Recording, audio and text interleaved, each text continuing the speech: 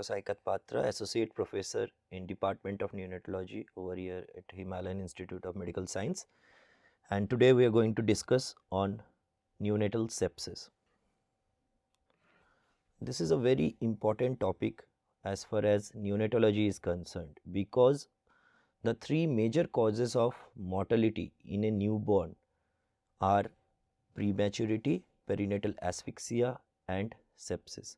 So, if we target to reduce the burden of each one of these three, then we can significantly reduce the neonatal mortality rate, which is our aim, is to decrease the NMR to single digit as per the INAP program.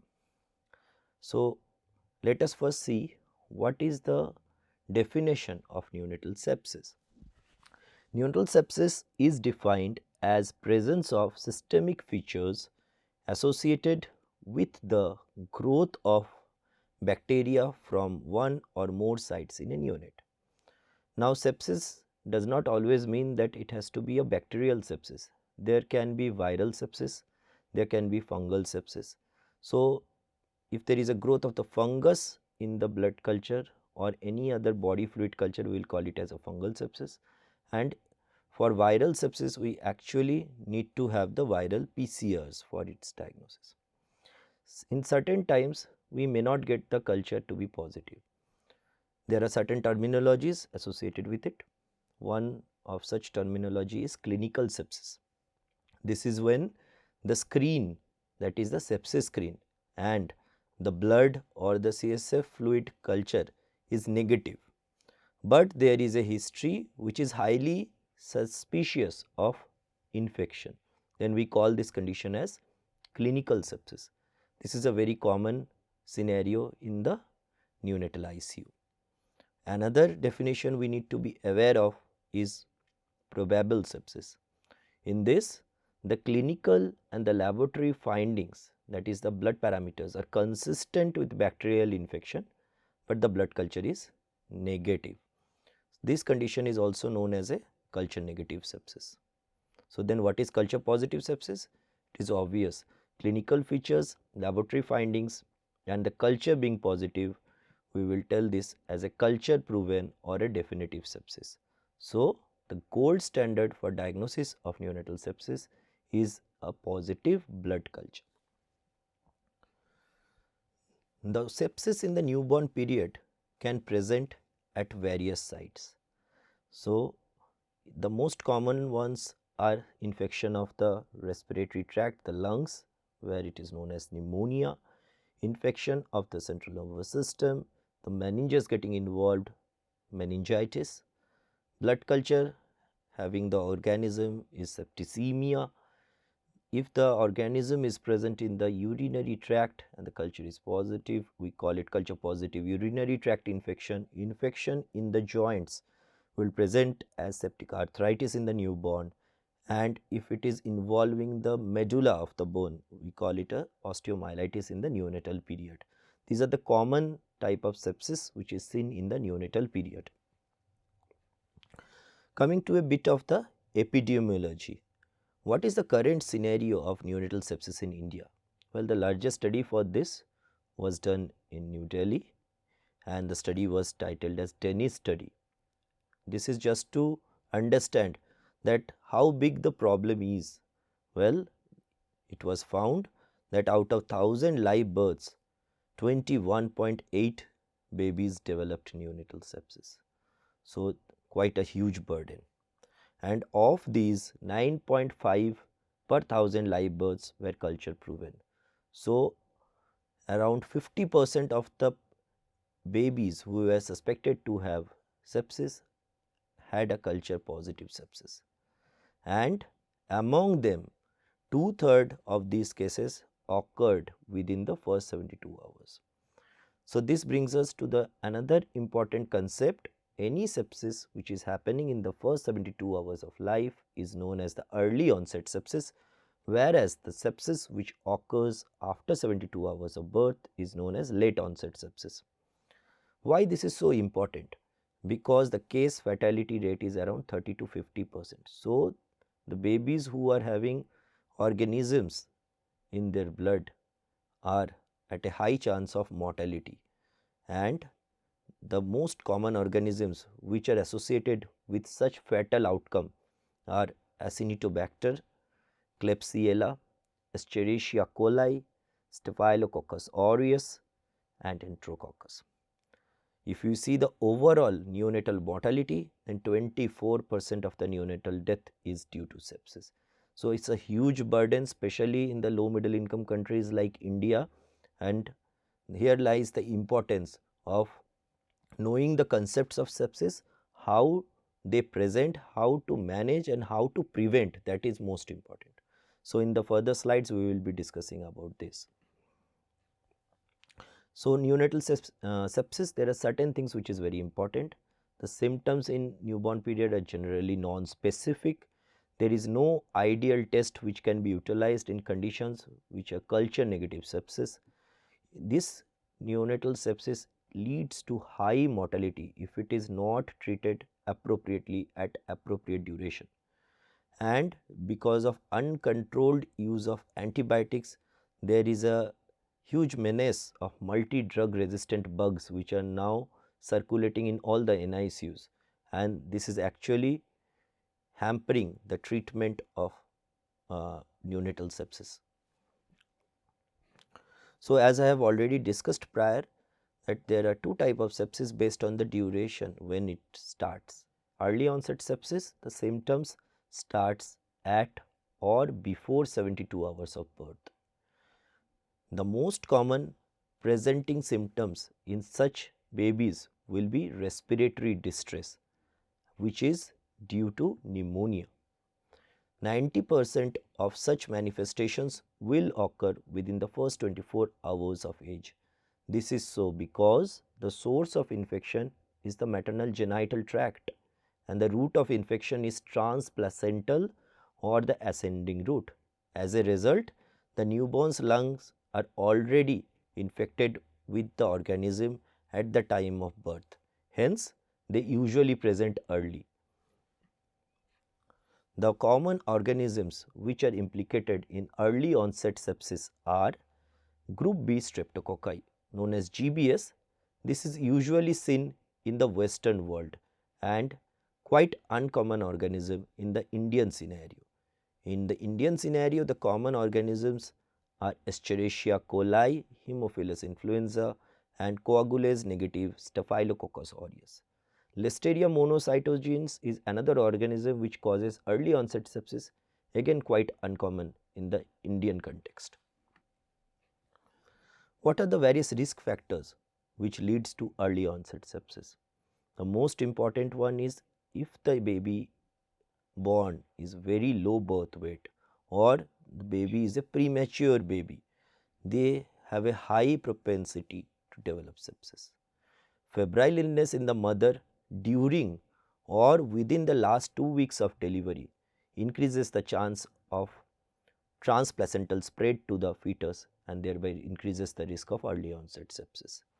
If the amniotic fluid is foul smelling prior to delivery or there is a meconium stained amniotic fluid indicating that the fetus is under stress, those babies are at increased risk of development of early onset sepsis. Any mother having a prolonged rupture of the membrane, that is defined by a duration of more than 18 hours, will have an increased chance of neonatal infection. If their mother underwent more than 3 per vaginal examination during labor or a single unclean per vaginal examination, again it increases the risk of early onset neonatal sepsis. If the labor duration is prolonged, that is more than 24 hours for both stages, and there was a difficult delivery requiring the usage of instruments, another risk factor. And any baby who presents with perinatal asphyxia, had difficult resuscitation in a scenario like ours, we always need to rule out neonatal sepsis in such a condition. These are the most common factors which have a risk factor for neonatal sepsis. Now, let us classify the risk factors into perinatal risk factors and extreme risk factors. Perinatal risk factors, as I have already discussed in the previous slide, is a prolonged rupture of membrane more than 24 hours, a spontaneous onset of preterm labor. It's very important, a spontaneous onset of preterm labor. If there is chorioamnionitis, which is also known as triple I. Triple I means intra-amniotic infection or inflammation or both. So, I will be discussing about this. How do you know what is triple I? Triple I is when there is a maternal fever, that the maternal temperature is greater or equal to 39 degrees Celsius on any one occasion, or if the temperature is 38 to 38.9 degree, then repeat after 30 minutes. If the repeat value remains at least 38 degree, then it is defined as fever. So, the mother having fever is suspected to have triple I if the fever is without any clear source plus any of the following.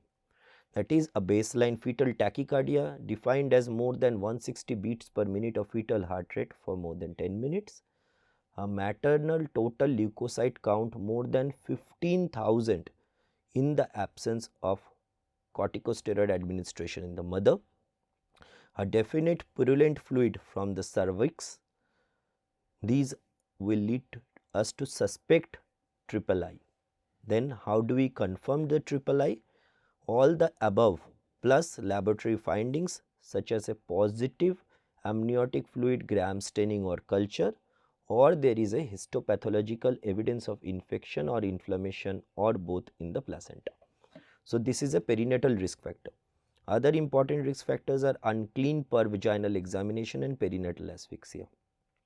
The extreme risk factors which increases the high risk of sepsis in the newborns are if the rupture of a membrane is for more than 72 hours, if there is a confirmed chorioamnionitis or there is a foul smelling liquor, then we should be always very much in the toes that this baby is at a high risk of sepsis. Now, coming to late onset sepsis, here the symptoms will start after 72 hours of birth, and usually this is because of the nosocomial infection. That means the infection is hospital acquired in such cases, or if the baby was discharged home and then acquires the sepsis, then this is a community acquired sepsis. Why this is important? Because the organisms will be different and so their sensitivity pattern will be different. Most commonly, these symptoms will appear by the end of the first week of birth or during the second week of life. And unlike the early onset sepsis, where the most common presentation is pneumonia, in late onset sepsis, they do present with pneumonia, but the other common presentations are septicemia, urinary tract infections, meningitis and arthritis. Coming to the risk factors for late onset sepsis, these are prematurity and low birth weight. Then face mask, infusion set, feeding tube, any baby having a invasive procedures or central lines, having the need of resuscitative equipments, invasive procedures, IV fluids and drugs administration, prolonged parenteral nutrition, stock solutions, these are the risk factors for late onset sepsis of nosocomial variety. Community acquired usually occurs if there is a poor hygiene, a poor cord care, bottle feeding and prelactal feeding will increase the risk. As I have already said before, neonatal sepsis, the symptoms are non-specific and can overlap with any other etiology of the neonatal condition. The common presentations, the symptoms as per the various systems are hereby classified. In the central nervous system, the baby may present with a bulging anterior fontanelle, a vacant stare, a high-pitched cry, irritability, seizures and apnea. In the cardiovascular system, the baby may present with hypotension, poor perfusion and shock. In the gastrointestinal system, the baby may present with feed intolerance, vomiting, diarrhea, abdominal distension or necrotizing enterocolitis. In the liver, the baby may present with hepatomegaly or direct hyperbilirubinemia due to sepsis. In the renal system, the baby may have acute renal failure. Hematologically, the baby may present with bleeding, petechiae and purpura due to the associated thrombocytopenia which happens in sepsis. The skin changes which may be observed in those babies are multiple pustules, umbilical erythema and discharge, abscess formation, scleroderma and mottling. So, these are about the symptoms of neonatal sepsis.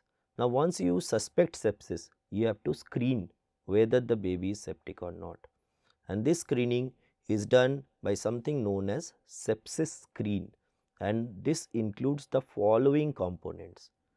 First is CRP, that is C-reactive protein. Abnormal value is if the value is more than 10 milligrams per liter. Immature to the total neutrophil ratio is seen in the peripheral blood film, and if it is more than 0.2, that is the band cell count more than 20%, we suspect sepsis in such cases. If the total count is less than 5,000 or if it is more than 21,000, then again sepsis is suspected. If the absolute neutrophil count is low, this low count is seen as per the Monroe's chart in the term babies and Musino's chart in the preterm babies that I will be discussing in the next slide. And micro ESR, if it is checked and if it is more than 15 millimeter in the first hour, then again sepsis is suspected. C-reactive protein, well, this is a acute phase protein which is produced by the liver, and this release of CRP is stimulated by the inflammatory markers present which is released in the presence of the bacterial polysaccharides. The CRP, once it is released, will activate the complement pathway and increase the immune inflammatory response. The important point is CRP rises within 6 to 8 hours of an infection, and usually the peak level of CRP is seen at 36 to 48 hours after the onset of infection, whereas it normalizes after 3 days. However, what is to be remembered is there is a low sensitivity of CRP when done within the first 6 hours of birth. So, that is why CRP should never be done in the first 6 to 12 hours, and a single value of CRP has an unacceptably low sensitivity, especially in the early stage of infection. What needs to be done in the diagnosis is we need to do 2 serial CRP values which are done. The first CRP is done at 8 to 24 hours after birth, and the second CRP 24 hours after the first CRP, and if both the values are normal, then it has a negative predictive value of 99.7%. That means if both the CRPs are negative, then with 99.7% certainty we can say this baby is not having sepsis. So, CRP helps in ruling out sepsis and not to rule in sepsis. So, this is a very important concept that one needs to understand. Serial monitoring also helps in determining the disease progress and the effectiveness of treatment. There are certain conditions where the CRP may be falsely positive. Though the baby is not having infection, the CRP is elevated because this is an inflammatory marker. So, as a result, active labor, vaginal delivery will have an elevated CRP. That is why the CRP is usually not done in the first 8 to 12 hours. Viral infections, traumatic or ischemic tissue injuries, hemolysis, meconium aspiration and chorioamnionitis will all lead to a false positive CRP. The second component which was discussed is the IT ratio more than 20%. In this diagram, you can see there on the left side are the mature neutrophils, and on the right side the bilobed structures are the band cells. So, these are the immature neutrophil. So, the immature to the total neutrophil, total means mature plus immature. If this ratio is more than 20%, that means more and more immature cells are getting released into the blood to combat the infection, and that is a marker for neonatal sepsis. WBC count, the total WBC count is less than 5,000, absolute neutrophil count less than 1,000, then it is more predictive of infection. Elevated count is also suspicious of sepsis, but the lower count is much more useful in the early diagnosis. Neutrophilia may also occur if there is a maternal fever if there is perinatal asphyxia, if there is meconium aspiration syndrome, or there is pneumothorax. Neutropenia or thrombocytopenia usually can be seen if the mother is also having gestational hypertension and preeclampsia. So, these are the two charts which are used for absolute neutrophil count, and these are hour specific. The first one is Monroe's chart, where in the x axis is the hours of life and in the y axis is the neutrophil count. So, based we need to see when the blood sample was drawn, and whatever is the absolute neutrophil count we need to plot against that hours of life and need to see where is the absolute neutrophil count lying.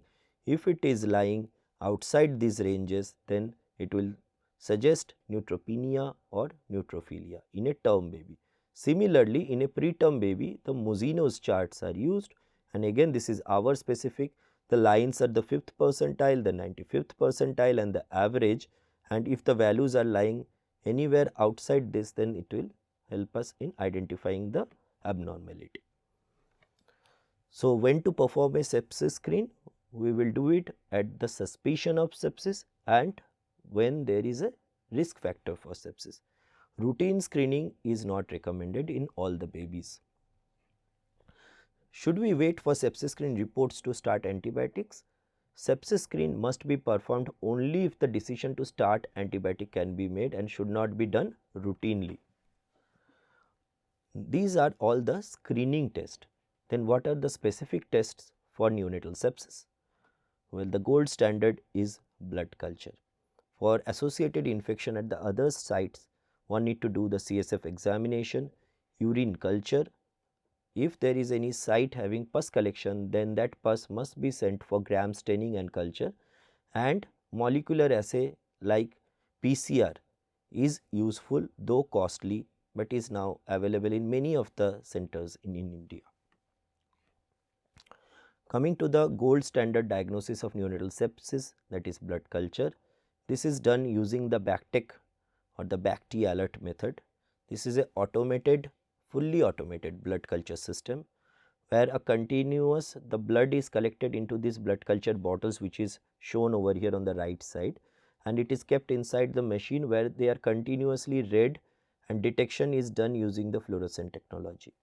A minimum volume of 1 ml of neonatal blood is required for the blood culture to detect the organism. It is able to recognize the bacteremia in around 90% of the cases, and the usual time to positivity in such cases is 24 to 48 hours. Once the diagnosis of sepsis is made, then supportive therapy is started in the form of maintenance of euthermia. Hyperglycemia monitoring is done. Adequate oxygenation of the newborn is maintained. IV fluids are started if baby is hemodynamically unstable. Volume expansion, that is bolus with crystalloids or colloids, may be necessary if there is problem with the perfusion in the baby. If this perfusion abnormality is not corrected with volume expansion, then one may need to maintain the tissue perfusion or blood pressure by the addition of inotrope drugs. Packed red blood cells or fresh frozen plasma may be required in the management if the newborn is having associated anemia or any bleeding manifestation. This is the standard treatment guideline published by the Indian Association of Pediatrics in 2022, and this shows the stepwise management. So, as you can see, on the left side is early onset sepsis, on the right side is the late onset sepsis. In step 2, in the early onset sepsis, we look for the presence of perinatal risk factors and neonatal symptoms, whereas if it is a late onset sepsis, then we will look for the presence of neonatal symptoms. In the early onset sepsis, if the risk factors are present and symptoms are absent, then look at presence of extreme risk factors. If any one of the extreme risk factor is present, then initiate antibiotic and titrate as per the blood culture report. However, if there is none of the extreme risk factors are present, then monitor and observe closely for symptoms. Start antibiotics only if symptoms develop, and no need for sepsis screen, but send a culture before antibiotic initiation. If the risk factors and symptoms both are present, then we need to start antibiotics and titrate as per the blood culture. In the late onset sepsis, if the unit is sick and or strong clinical suspicion, we should always initiate antibiotics and titrate as per the culture. Whereas if the neonate is not too sick, having few symptoms like apneas, feed intolerance, temperature instability, in such cases a sepsis screen is sent. If it is positive, then start antibiotics and titrate as per culture, whereas if it is negative, close observation and initiate antibiotics only if the symptoms worsen. If no risk factors and no symptoms are present, then we should always avoid antibiotic in such cases, because as I have said, the symptoms of neonatal sepsis overlaps with many other conditions. Now, if the plan is to start antibiotic, which antibiotic to start? Choice of antibiotic will depend on the prevailing flora in the given unit and the antimicrobial sensitivity. It is not possible to recommend a single antibiotic policy for use in all the newborn unit. It is always based on the local culture and the sensitivity data and the profile of the organism in that unit in the last 6 to 12 months. Usually, the first line antibiotic must cover approximately 75 to 80% of the isolates. The second line should cover 90 to 95% of the isolate, and the third line must cover 95 to 100% of the isolates. Initial combination of antibiotics should cover both gram negative and gram positive organisms, because this is what is the common flora which we have discussed in the previous slides. There is a need to have a written unit or institutional antibiotic policy and practice antibiotic stewardship. That is, we should prescribe antibiotics only when there is a reason. Document the reason for starting the antibiotic. Then review the plan for the antibiotic at 48 hours and again at 5 days based on the culture report and clinical course. We should always have an exit plan, that is when to stop the antibiotic, and do not use the reserved drugs without consultation. We should always use the drugs judiciously to prevent the development of multi-drug resistant organisms. If the decision is taken to start the antibiotic, how long should you give antibiotic? This is a rough estimate, but should always be titrated based on the clinical condition of the baby. If this is a culture negative sepsis, that means the screen is positive and the clinical course is consistent with sepsis, then the antibiotic is given usually for 5 to 7 days. If there is blood culture positive but the baby is not having any meningitis, then for 14 days. If in association the baby is also having meningitis, then the antibiotic is given for 21 days, and if there is a deep seated infection in the bone and in the joints, then usually the antibiotic is given for 4 to 6 weeks. The common ICU antibiotics which are used should be decided based on the CNS penetration, because if the CNS penetration is poor, then that will not act properly for the meningitis. So here it is shown that piperacillin, tazobactam and cefazolin, these are the drugs which do not have good CNS penetration, hence it is avoided in treatment of neonatal meningitis. Whereas the other commonly used drugs in the neonatal ICU, that is ampicillin, ceftazidime, meropenem, ciprofloxacin or levofloxacin, vancomycin, linezolid, metronidazole, these all have very good CNS penetration. So, these are the drugs which are commonly used in cases of neonatal meningitis. The dose needs to be adjusted if there is an associated poor renal function in that newborn. Then when do we stop the antibiotics? Consider stopping the antibiotics at 36 to 48 hours if the blood culture is negative, initial clinical suspicion of infection was not strong, and the baby's clinical condition is reassuring and there are no clinical indicators of infection. Around 90% of the positive blood cultures will grow by 48 hours and 97% by 72 hours. So, with reasonable certainty, we can stop the antibiotics at the earliest to prevent the development of multi-drug resistant organism, and obviously a prolonged use of drugs in the newborn will have its own complications. So, better to stop it at the earliest. Now, the other important aspect of neonatal sepsis is prevention. Prevention is always better than cure. So what are the important strategies which we can utilize to prevent neonatal sepsis?